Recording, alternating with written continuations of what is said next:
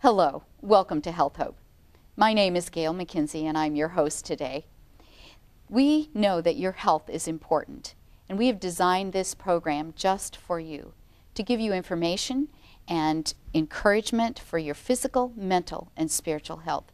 So thank you for joining us today. I'm here today with Dr. Arthur Constantine. Welcome, Doctor. Well, thank you, Gail. Welcome, and thank you for having me. Yes.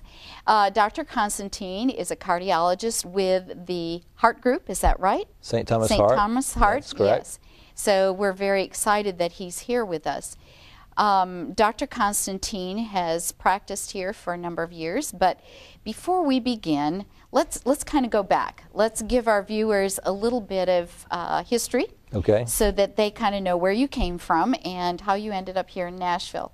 You began at the University of Alabama, am I right? You're correct, and in fact, in college, I never thought I wanted to do anything medical. I ended up as a math major.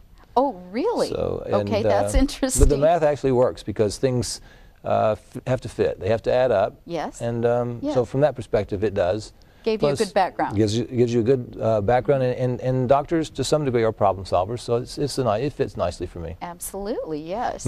So you were at University of Alabama for your MD and also your residency? Correct, and then we thought that the internal medicine residency made me think about the rotations in cardiology and rotations in other things that I didn't particularly like, and I thought that cardiology was something I would like to go further on, so we applied, and my wife said yes when I got accepted to Augusta, the Medical College of Georgia, and we packed up with our one child at that time and moved.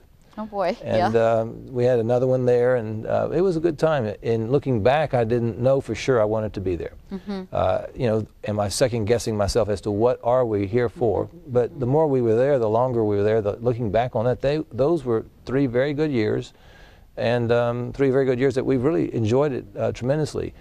Then we came looking for a place. We thought we were going back to Birmingham. Right. But an opportunity. That's where your family is. That's where my family is. That's right. Yes. We're from there, and Mary, my wife, would also, grew up in Birmingham and thought it would be a nice place for us.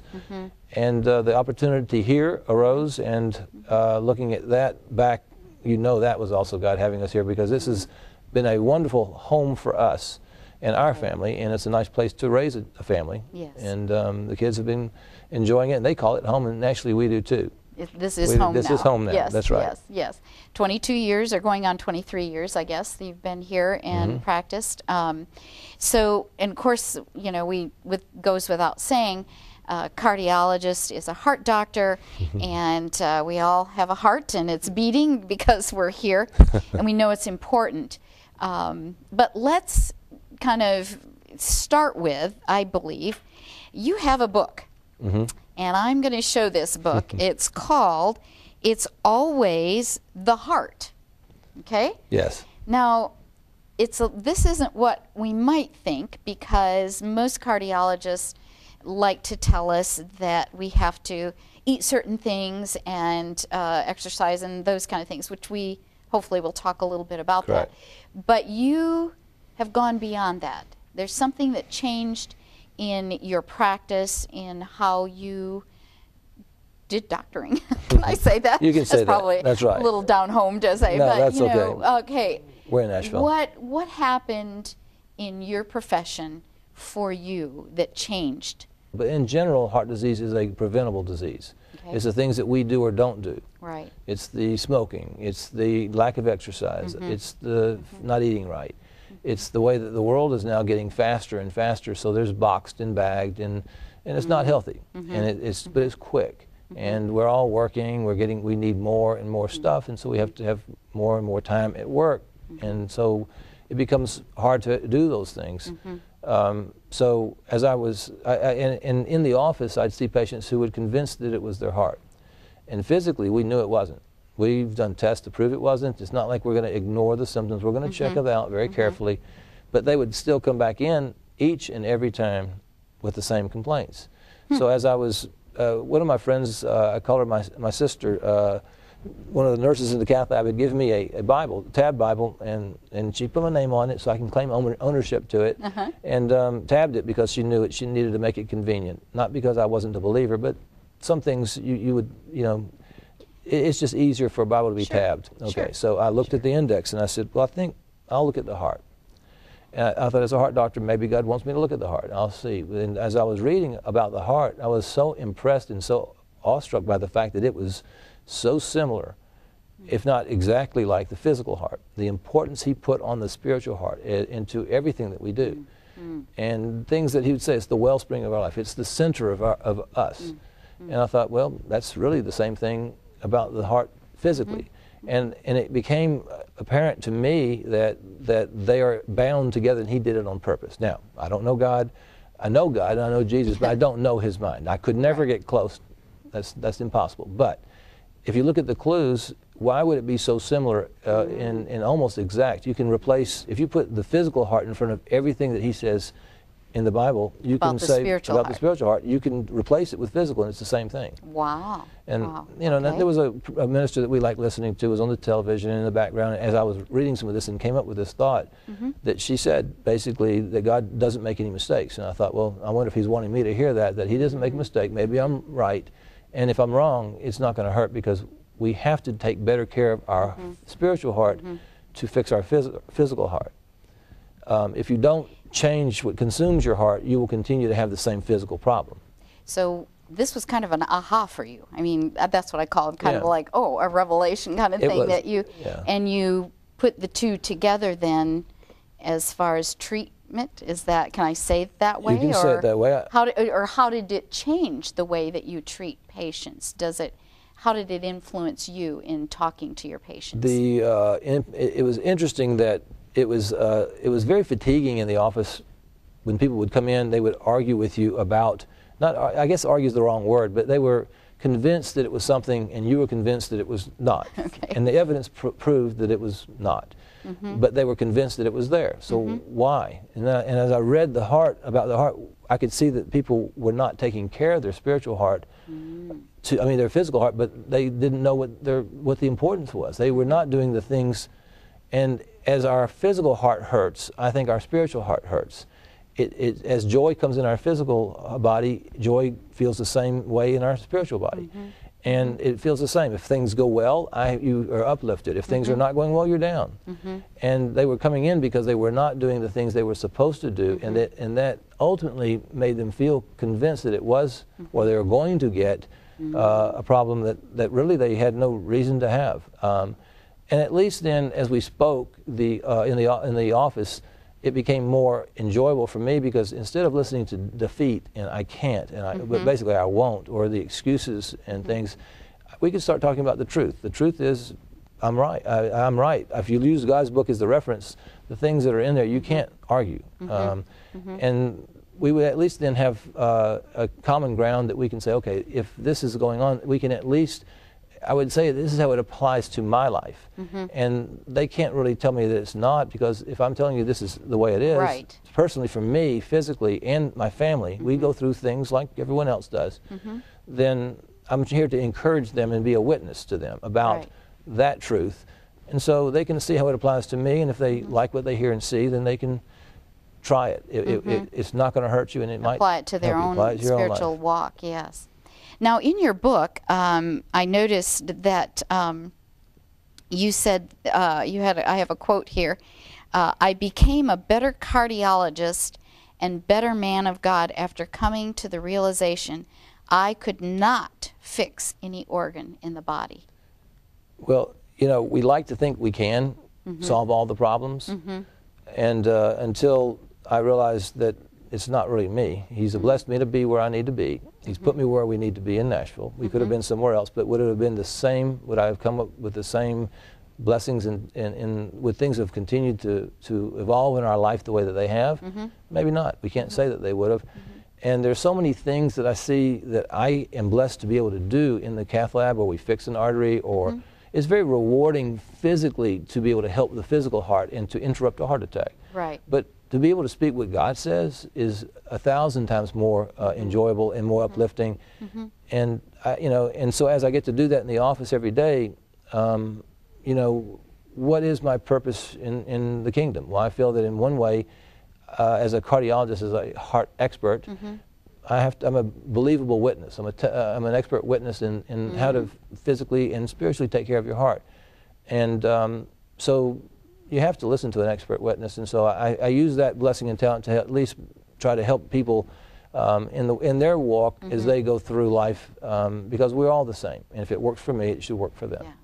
Well, I think what you've hit on is the point that, number one, you're trying to treat the whole person, the spiritual and the mental and the physical, and that a lot of times if you just treat the physical and not the mental and spiritual, the physical isn't really going to heal or is not going to improve like it could with the understanding of how God wants to heal the spiritual heart. So, and I found it interesting that you started chapter 1.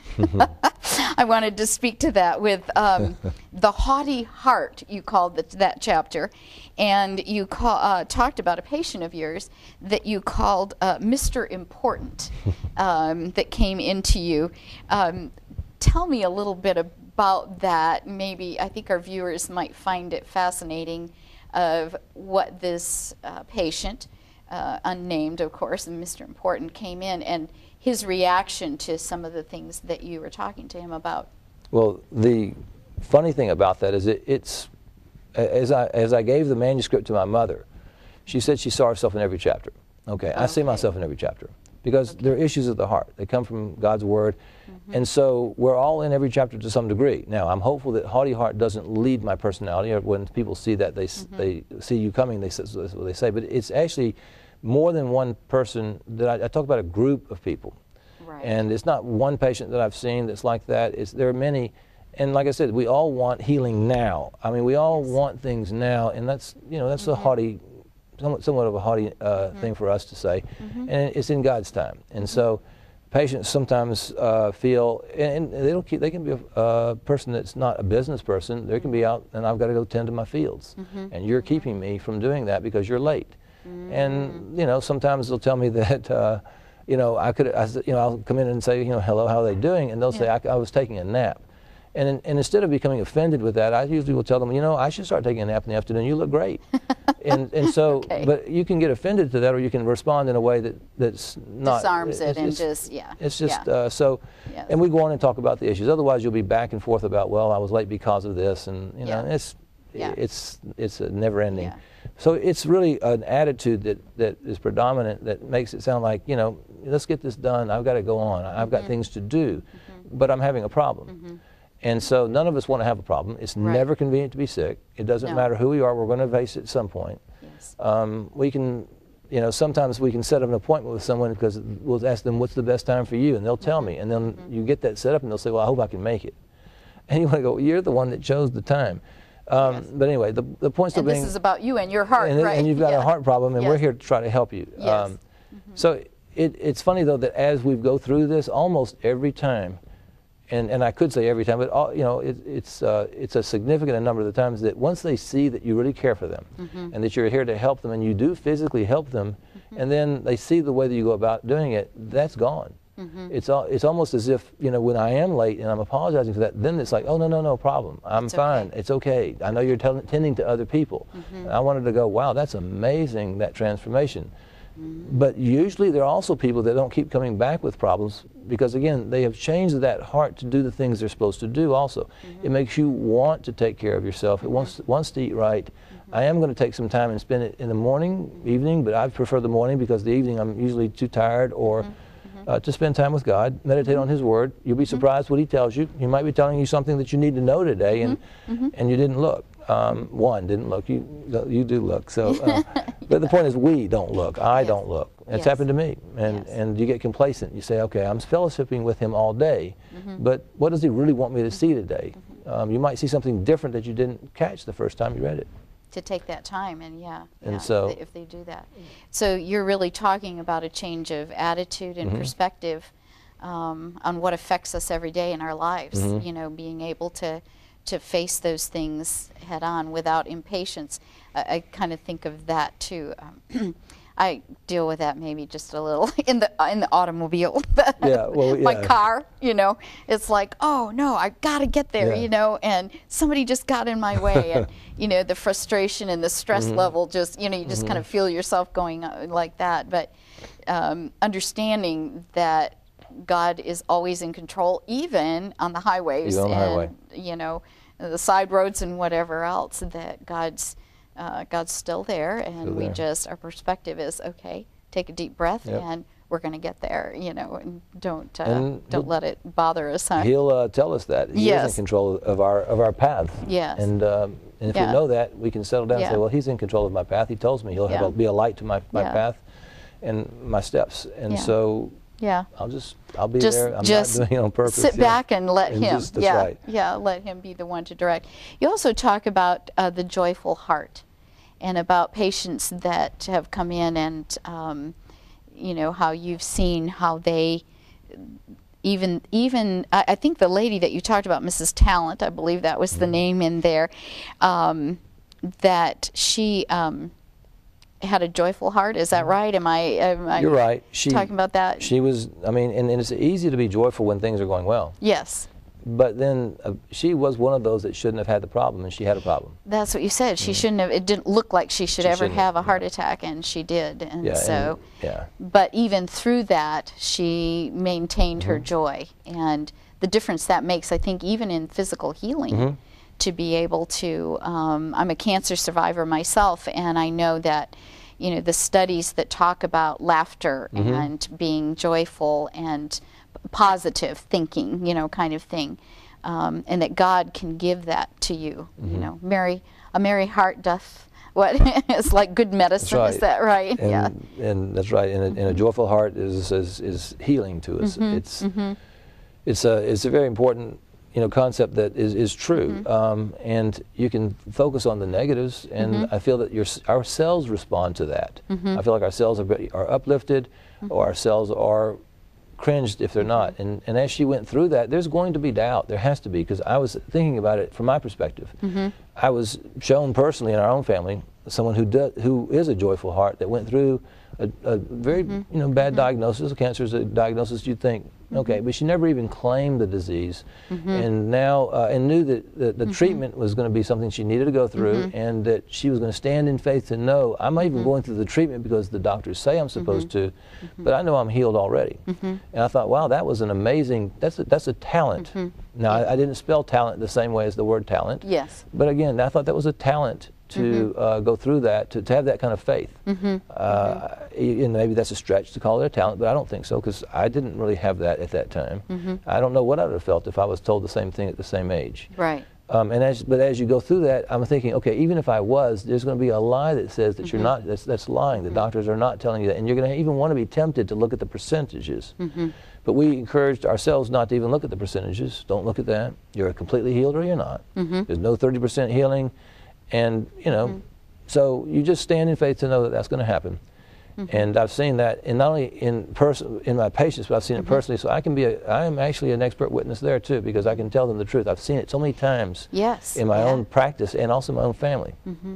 And like you say, a testimony and witness, I mean, they can't argue with that. Correct. Because that's yours, you know, That's and that's what you've seen and been a part of. That's right. You also talk about addiction, and how you know, the physical effects of, I think you mentioned it earlier, alcohol and cigarettes, and the fact that society right now and our culture, those things are acceptable on some level. Alcohol, I mean, we advertise, you know, I think before we sat down here we were chatting a little bit, and the fact that you turn on the television now, and I mean, there's advertisement after advertisement for alcohol. It's an accepted thing, and yet the effects on the physical heart, and then with addiction, if addiction comes into play there, then the effects on the spiritual heart, and the guilt and the shame and the, you know, all those things that come and then interplay. What are some of the things that you talk about to people who are dealing with those kinds of addictions? Well, it's amazing that I don't want to. How it really even extends to things that one might not consider an addiction or a bad addiction. You know, I could overeat. I'm addicted to foods or desserts or whatever it is that is taking away from what God intended, and that's to have everything that He intends for my physical health. I can be a healthy person, and I can be a joyful person, and be able to extend that joy to others. So it could be, you know, an addiction like this, the traditional addiction. But I start thinking, but then we all have something that We need his help. And so I didn't want to sound like I was speaking from a pulpit, because I'm not. We all have a platform wherever we are. Right. God's blessed me with an awesome opportunity to speak to people in the office and on television now, thank you. But by the same token, there are certain things that we all have to deal with. So I can actually come in and tell people that we all have those issues. So from yours, it may be one that society thinks is one that's more severe than mine. But we all have things that we need his help with, and we all can overcome. So because they could also come back to me and say, well, what do you know about this addiction? Well, I know that all things are possible, and I know that you're not alone. And even because, overeating is an addiction. I see people have told me that the message convicts you in a soft way. That's the best way to convict someone, because I don't like being told in a very mean way that I need to change. And so if it does that, that's the ultimate goal, because I'm not telling them I'm any different. And in the office we talk about that I can't get away with certain things. So how do you think you can? And then we say, does God think you're favored over me, or I'm favored over you? If so, then that's against what he says. No, the truth is that we're the same. So if I can't get away with it, then you can't. And so it's not like we're trying to tell them you need to stop doing this, because I don't like that, and no one does, really. Right. We know that's a wonderful approach. So instead of just hammering them or telling them, well, and you're actually kind of empathizing with them, because you're saying, I too. We all do. Yeah, because we all do, and that is the reality, which I don't like to admit, but we all have sinful hearts, and I think that's probably I perceived that point in a lot of your chapters here, the fact that we all fail at these. Those things that are spiritual in our life that really affect us in an adverse way. So. And there was a time in my life when I felt bad about that. But the thing is that God knows that. Yes. That's why He gave us Jesus. We can accept Him, and we can be whole. Yes. And we can live a full, nice, wonderful life, and don't have to feel bad that we're being condemned. In His Word and His presence is supposed to be uplifting and joyful to us.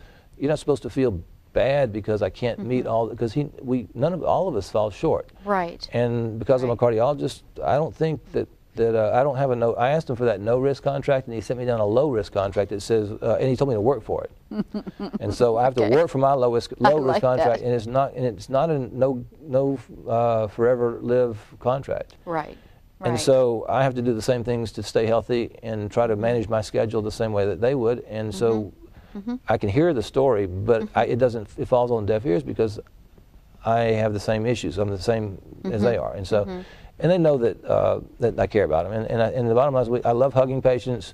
I think that makes them feel better, makes me feel better. I like a hug when I go home in the afternoon or evening. When I get home, I love hugs for kids, now grandkids, my wife. She knows that stuff. I'll get that one first, but then again, whoever comes first, I get the hug from. You get the hug from, and I love giving hugs, and so they know that I care about them, and I don't mind telling them. I'll say it sometimes. I love you, and I know, and more importantly, God loves you. Yes. And that's uplifting to me. I mean, it's uplifting to them, and it's just more enjoyable to talk about what we can do. Yes. To get better. Because I can only fix it. I can't keep it fixed. Yeah. I actually had that experience with a couple of my doctors. My radiation oncologist always got a hug from him, and I love you and care about you. We're rooting for you, and it makes a difference when you're in that position of needing care. So, towards the end of your book, you talk about trust and being able to trust God, and saying, instead of why me, why not me. And being able to hand it over to God, I really that resonates with me, because I think for me that's one of the hugest issues. And so, how does that play out for you to talk to your patients about trust as we kind of wind down here towards the end?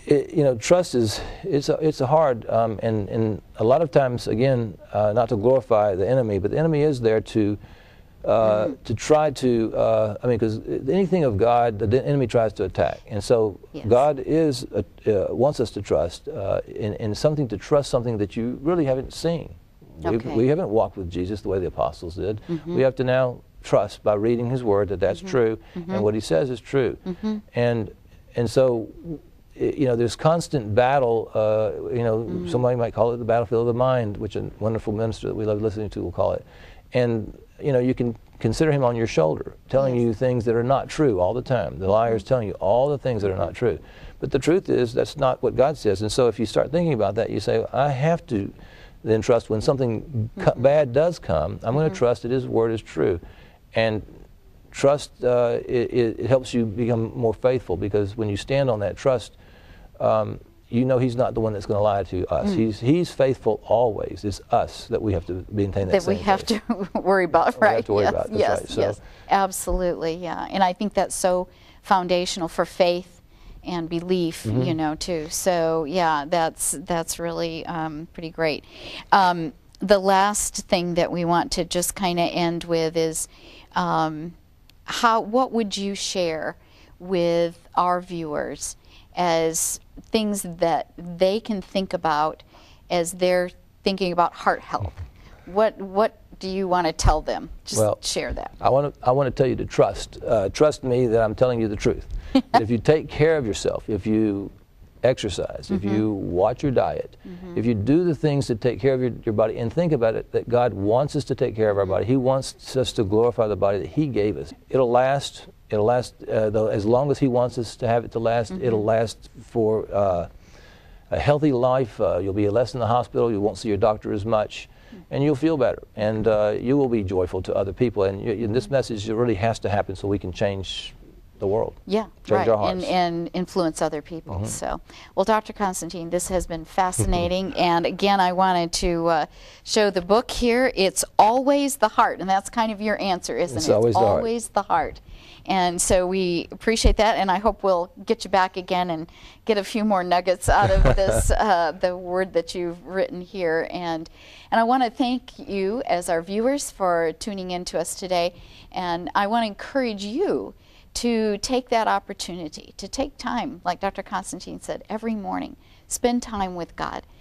Make sure that the spiritual heart is in great shape, and I know that it has a real bearing on how we will feel physically and mentally. So again, thank you for joining us, and I hope you'll be back with us again.